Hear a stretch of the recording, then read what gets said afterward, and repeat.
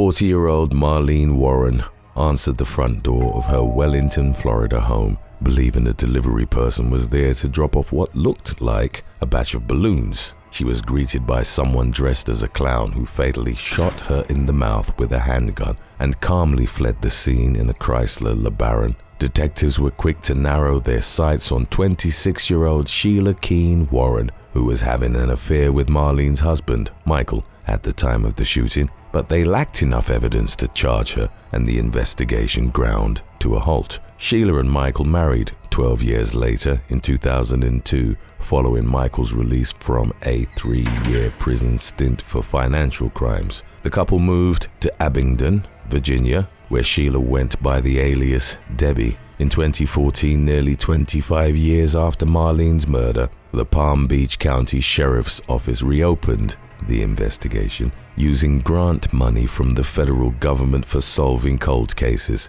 A hair from the crime scene was retested using newly advanced DNA technology, and the results revealed that it belonged to Sheila. She was charged with first-degree murder in 2017 and spent the next 6 years in jail while awaiting a resolution to the case. Instead of going to trial and risking a lengthy sentence, Sheila pleaded guilty to a reduced second-degree murder charge in 2023. She was sentenced to 12 years in prison with credit for time served, and the mandatory length of her term was based on Florida's laws at the time the crime was committed. As a result, she was released in November of 2024 after serving just 18 months.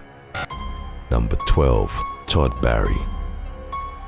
Former police detective Jeffrey Scott Hornoff experienced an innocent person's worst nightmare in 1996 when he was wrongfully convicted of the murder of his mistress. 29-year-old Victoria Vicky Cushman was beaten to death inside her Warwick, Rhode Island home in August of 1989. Hornoff quickly rose to the top of the suspect list because he was having an extramarital affair with her at the time, but he refused to confess and even passed a polygraph exam. He was initially ruled out based on the lie detector test results, but fell under renewed suspicion a few years later after the state police took over the investigation. Hornoff was charged with murder but continued to maintain his innocence and took a chance on a jury instead of admitting to something he swore he didn't do. He was nevertheless found guilty and sentenced to life in prison. In a shocking turn of events that occurred 6 years later, in 2002, the real killer,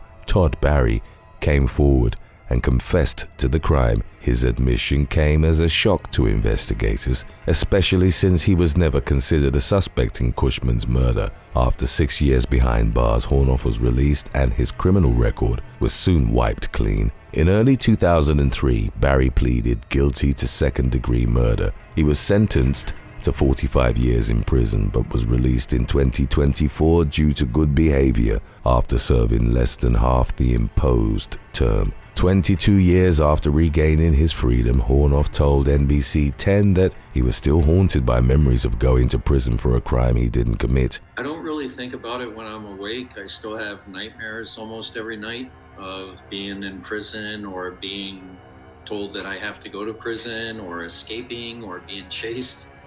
I thought those would have gone away a long time ago. He said he regularly suffered from nightmares but stood by his decision to take his case to trial rather than falsely confess in exchange for leniency. Hornoff also struggled with residual anger but said he had no plans to reach out to Barry, who he had written to years earlier, in his attempts to come to terms with the injustice he had suffered. Number 11. Jeffrey Gaffor. 20-year-old Lynette White vanished in Cardiff, Wales, while working as an escort in February of 1988. 5 days later, police found her dead inside her flat with her throat slashed and dozens of stab wounds. Law enforcement released a rendering of a blood-covered white man who was spotted near the crime scene at the time of White's death, but it failed to lead to the identification of any suspects. 9 months after the murder, Authorities charged 5 mixed-raced men with the crime despite having no scientific evidence against them. The decision to arrest the so-called Cardiff Five came after a woman claimed to have witnessed several suspicious black men in the area on the night of White's death. 3 of the men were found guilty in 1990 following the longest murder trial in British history. They were sentenced to life in prison, where they languished for the better part of a decade before investigators reopened the case. While re-examining the evidence, detectives tested blood spatter from the cellophane of a cigarette pack that had been found at the crime scene. The results revealed a unique DNA component, leading to the identification of a white man named Jeffrey Gafford as the new prime suspect in White's murder. Gafford confessed to the crime shortly after his arrest in 2003, telling police that he had paid White for intimacy but had asked for a refund when he saw the dilapidated condition of her apartment. White refused to return the $38 Gafford had given her, and he stabbed her to death in a fit of rage. 15 years after White's death, he was sentenced to life in prison with a minimum of 13 years, and the 3 falsely convicted men were released. In October of 2024, 59-year-old Gafford was deemed fit for parole after being denied his freedom in 5 previous hearings. The decision outraged John Actie, one of the wrongfully convicted men who told BBC News that the victims were never kept informed on the case. He said he couldn't imagine how White's family felt, but this was a non-factor to the parole board, who made it clear that they were solely focused on whether or not Gafford posed a risk to the public. Number 10. Rod Matthews.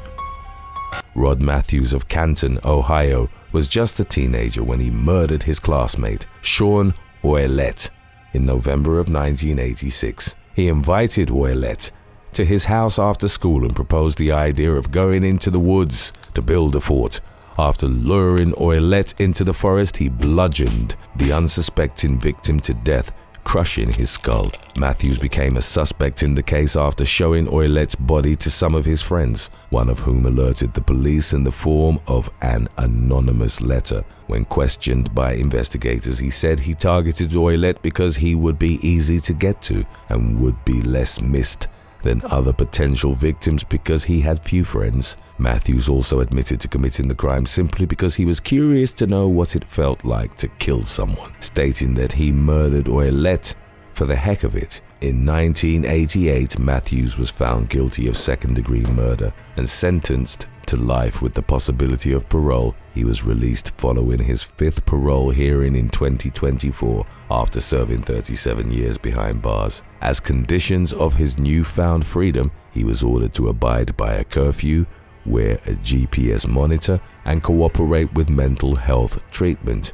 During his previous parole hearings, Matthews claimed that he had learned to control his anger and that he now understood the dynamics behind why he committed the crime. In the 3 years following his most recent denial in 2021, he completed additional programs to increase his awareness of the harm he had caused and instill him with the tools he would need to function in society. The Norfolk County District Attorney's Office and Canton Police Chief Helena Rafferty vocally opposed the decision to release Matthews. Ouellette's mother, Jeannie Quinn, was also against her son's killer being freed, telling local station WCVB that she had forgiven Matthews but was extremely scared and believed he was evil. Number 9. Robin Murphy.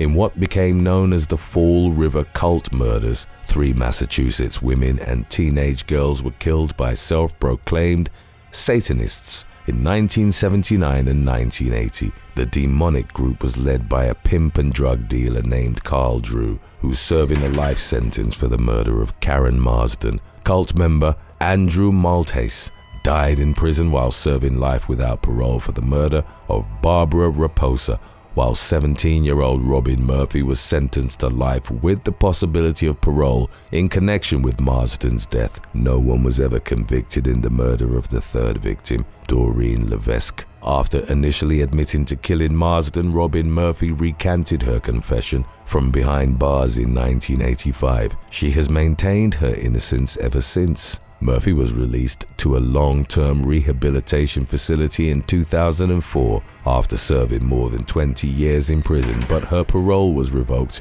in 2011 after she violated the conditions of her release. During a parole hearing in 2022, Murphy said that she only confessed to her alleged involvement in the murders to ensure that her co-defendants went to prison. She claimed that Maltese had abused her for years leading up to the killings, but that she had dedicated her time in prison to healing from the trauma and developing healthy coping mechanisms.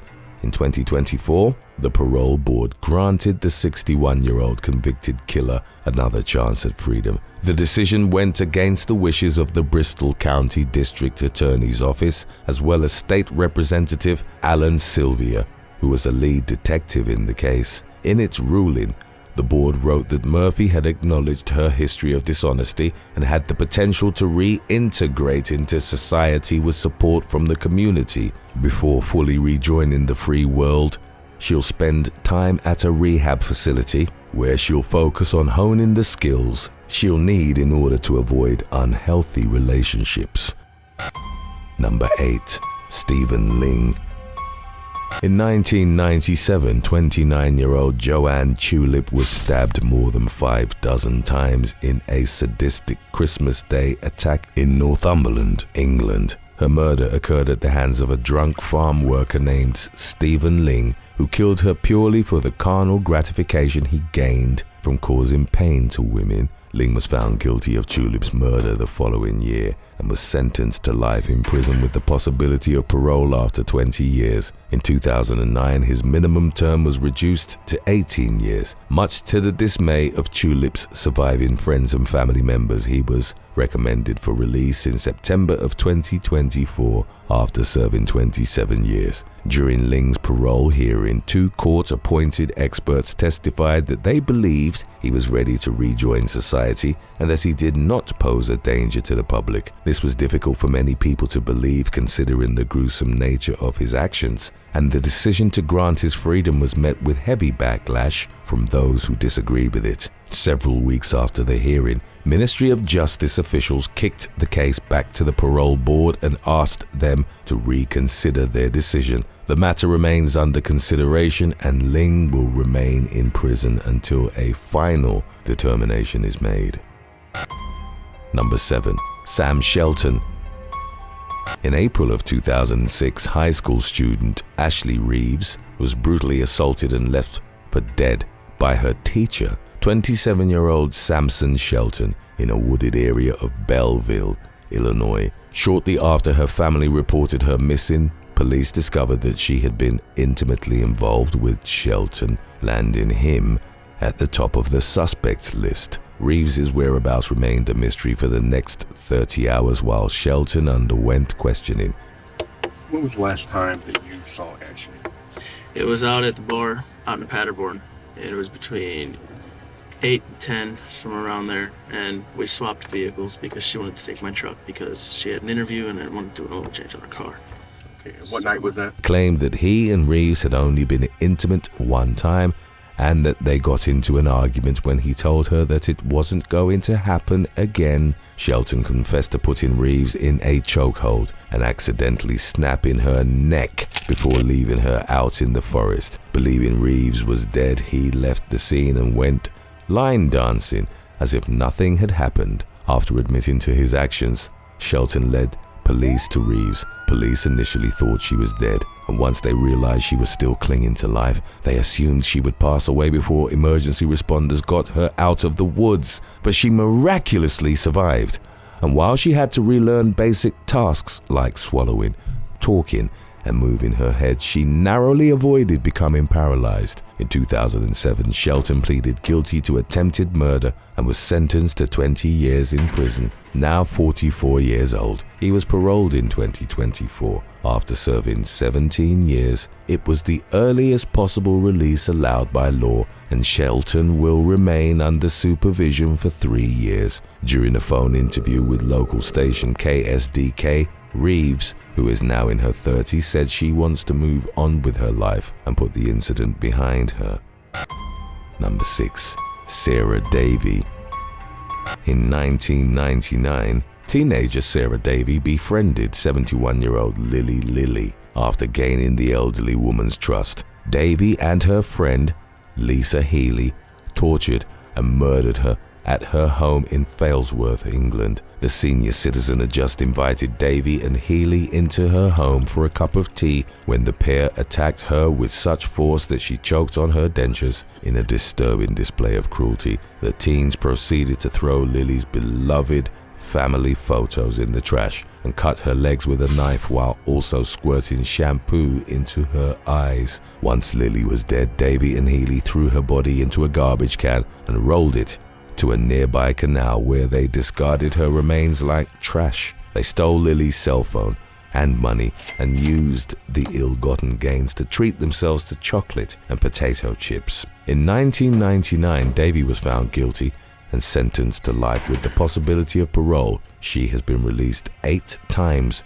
since 2013, but has repeatedly been sent back to prison for violating the terms of her supervision. Davy was most recently freed in March of 2024 and remains a free woman for the time being. Number 5. Derek Lord.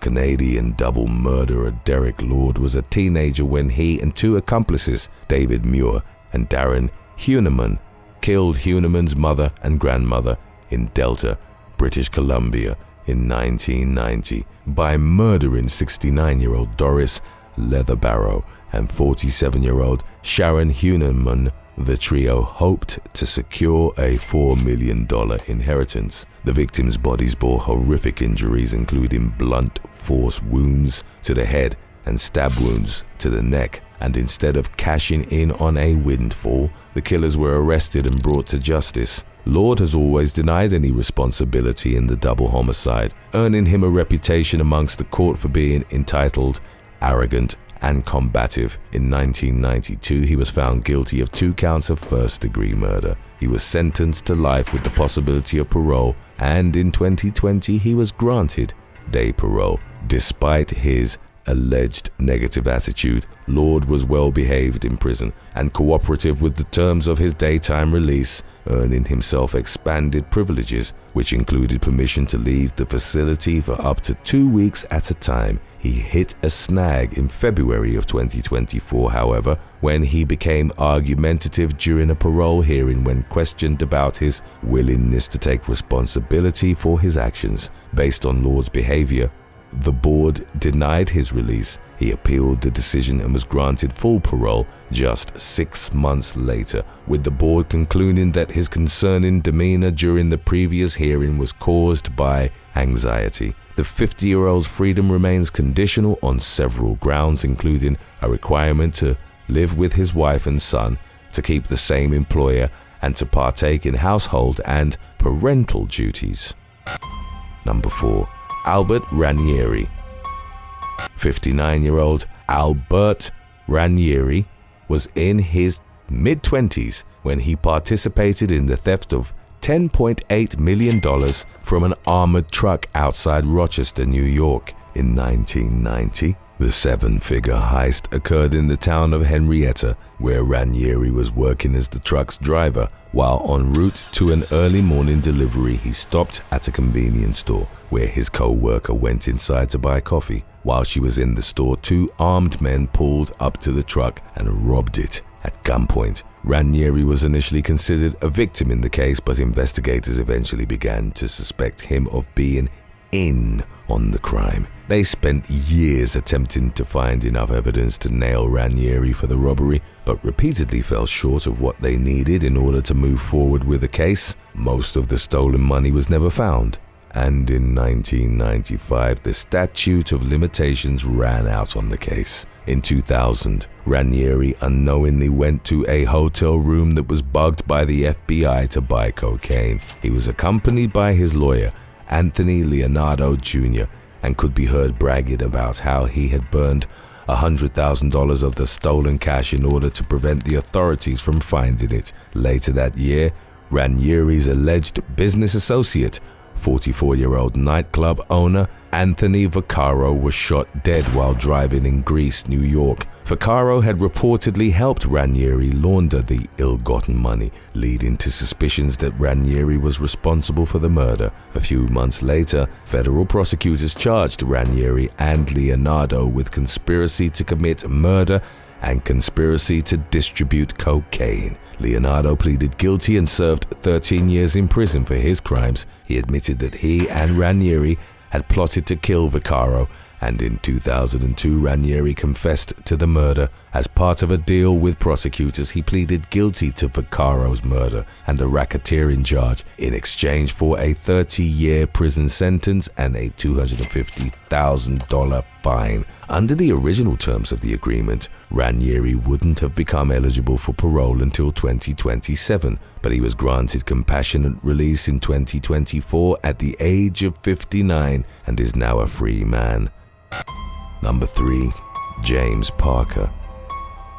James Parker of Chelsea, Vermont was barely old enough to get his driver's license when he concocted a plan to rob and murder people before fleeing the United States. He hatched the plot with his friend, Robert Tulloch, after the two became bored with their lives. They wanted to move to Australia, but they estimated that they would need $10,000 in order to finance their travels. Determined to get their hands on the money, Parker and Tulloch decided they would go door to door in Hanover, New Hampshire, while pretending to take a survey from local residents. They planned to ambush, tie up, and then kill their victims after obtaining the PIN numbers to their ATM cards. The pair chose the seemingly upscale residence of Dartmouth professors Harf and Suzanne Zantop, where they fatally stabbed the unsuspecting couple during the phony questionnaire. Parker and Tulloch never made it overseas. In fact, they didn't make it very far at all before they realized that they had left their knife sheaths at the Zantops' home. By the time they returned to retrieve the sheaths, there was a police officer at the residence. Police connected the teens to the double homicide through a fingerprint and a bloody boot print left behind at the scene, but the suspects fled town before they could be taken into custody. They were captured several weeks later in Indiana. Tulloch pleaded guilty to first-degree murder and was sentenced to life without parole. Parker cooperated against him and struck a deal with prosecutors, resulting in a sentence of 25 years to life for second-degree murder. During his time in prison, he earned 2 college degrees and focused on bettering himself. He was a model prisoner, and his good behavior was rewarded in 2024 when the State Parole Board voted to release him. Today's topic was requested by Jace Ocean Eyes 23. If you have any other topics you'd like to learn about, subscribe and let us know in the comments section below. Number 2. Robert Castorena.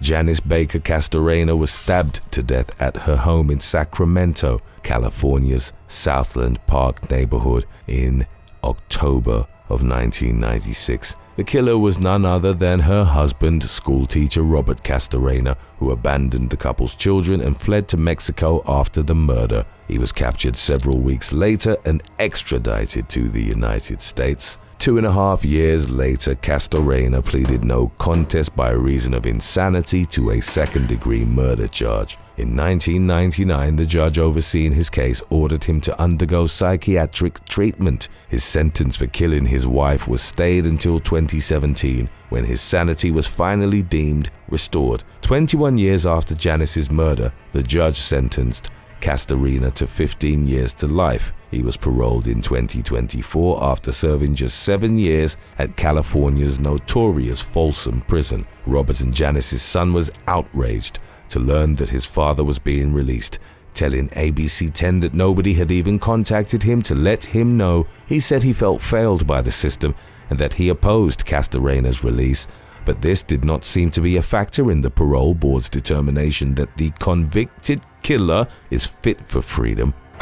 If you need some time to settle down again after watching this vid and to regain your composure, then stick around after number 1 to watch our less mentally straining episode about when dumb blondes act their hair color. Number 1. Ivan Rosomakin.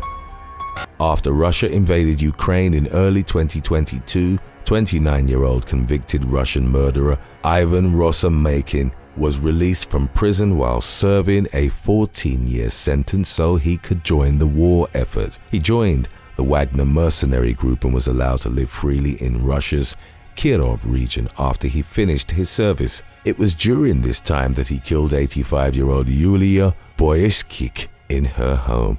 In April of 2024, Rosomakin was found guilty of murder and sentenced to 22 years in a high-security prison. But he never even began his sentence because he was released a week before his punishment was set to begin so he could rejoin the war. According to court documents obtained by BBC News, the decision to free the two-time killer was made under a law that allows convicts to be released in order to serve in the front lines of battle. Rosomakin is one of thousands of violent convicts who Russian authorities have sprung loose from prison in order to fight. Under the current policy, they're eligible to receive a full pardon from President Vladimir Putin himself if they win any awards related to their military service. The decision to free Rosomakin has left Boyskik's loved ones in extreme fear for their safety as they await his return to the region, and they're probably not the only family experiencing this reality. Whether Rosomakin kills for a third time remains to be seen. On June the 12th of 2022, a Texas kindergarten teacher was approached by the College Station Police Department after crashing into the back of a Chevy pickup truck. During her initial talks with law enforcement, the woman, only identified as Allison, admitted that she'd been distracted while fixing her hair, claiming she'd done so because the AC in her car was broken. Body cam footage of the woman's interaction with law enforcement was uploaded to the Behind the Mugshot YouTube channel, and it subsequently went viral. After admitting to taking her eyes off the road, Allison also told the interviewing officer that she'd had 2 shots and 1 drink. When asked how drunk she was on a scale from 1 to 10, Allison claimed she was a 5 and replied negatively when asked by the officer if she'd trust herself to operate a bus full of children. After performing a series of sobriety tests, Allison was questioned about a scrape on her knee, but she couldn't account for it. The officer then placed the young woman in handcuffs and arrested her for DWI. Allison's boyfriend subsequently arrived at the scene and the pair were shown dancing and smiling in the footage. At some point, Allison asked for her mugshot to be made into a t-shirt, and at her request, a friend started taking photos of her in handcuffs. The young woman was transported to jail and subsequently shown smiling in her booking photo. As the video went viral, many of the internet users reacting to it criticized Allison's carefree attitude towards driving drunk. Number 7. Nicholas Bradford. On December the 14th of 2019, Australian man Nicholas Bradford, aged 25, was caught trying to climb onto the balcony of a stranger's townhouse on Western Sydney University's Campbelltown campus. Bradford, who identified as male, was clad in a black dress and wearing a blonde wig. Campus security was alerted to the presence of a trespasser, but by the time that the police arrived at the scene, Bradford was gone. Officers tracked the man down and watched from a distance as he brandished a hammer and started striking the ground repeatedly. Cell phone video footage captured by Bradford would show him demanding that he not be touched by the officers, to whom he referred as pigs, accusing them of harassment. Then, as the police moved in to make the arrest, Bradford punched an officer in the face, knocking him to the ground. While being tackled and restrained, the cross-dressing man bit into another officer's thigh hard enough to draw blood, which he then spat at the other cops. The townhouse owner watched the arrest unfold from the balcony, and Bradford was heard threatening, "I never forget her face, especially one that ugly." After being transported to the Campbelltown police station, and while he was taken to a holding cell, Bradford kicked 2 more officers in the groin. As reported by the Daily Telegraph, he kicked and attempted to bite 2 additional officers while in isolation at a hospital. At the time of his rampage, Bradford had no fixed address. A court was later told that he had a history of mental health issues and drug addiction. Bradford claimed he had no recollection of the incident with law enforcement, for which he was ultimately sentenced to 18 months in prison with a non-parole period of 6 months. Number 6. Alice Hemp.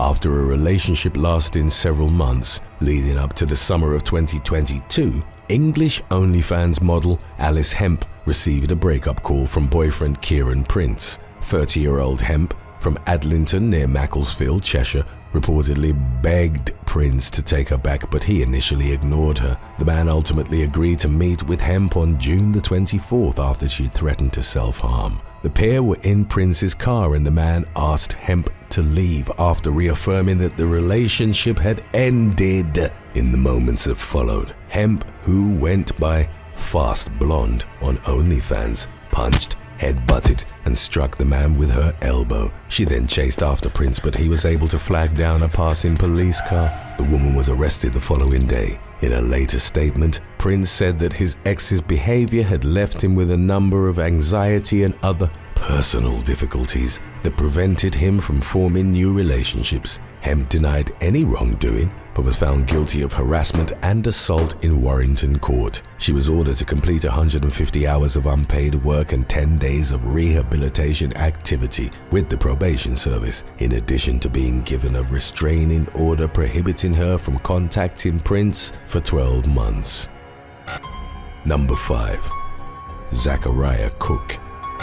In July of 2019, several robbery suspects who were chased down by law enforcement in Tulsa, Oklahoma, crashed into a fence in the area of 12th and Fulton. One of the fleeing suspects, reported as being a juvenile, jumped the fence and ended up on the property, at which point he was intercepted by homeowner Zachariah Cook. The latter brandished a pistol and opened fire on the suspected robber, discharging 2 shots, one of which hit its target. Local police arrived at the scene and found the wounded teen in the man's yard. Cook was arrested on a charge of wounding with intent to kill. He claimed that he'd wanted to help the officers after he'd heard the suspects firing on them, an aspect unconfirmed by the police. The state's stand your ground law would have applied had Cook been in imminent danger, but as the man admitted during subsequent interviews, he was more concerned for the officers' lives than his own. Cook was held on a $75,000 bond, with his punishment to be decided by the district attorney. Number 4. Shannon Sapir.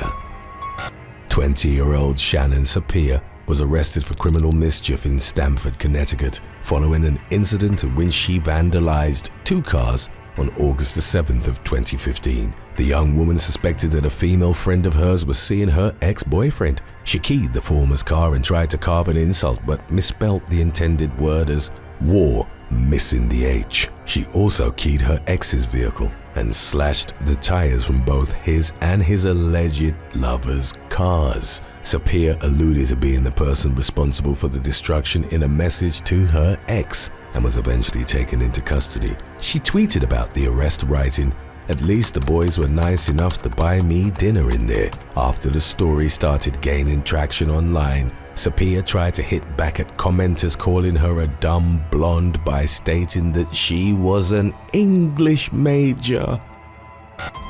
Number 3. Maggie Lane.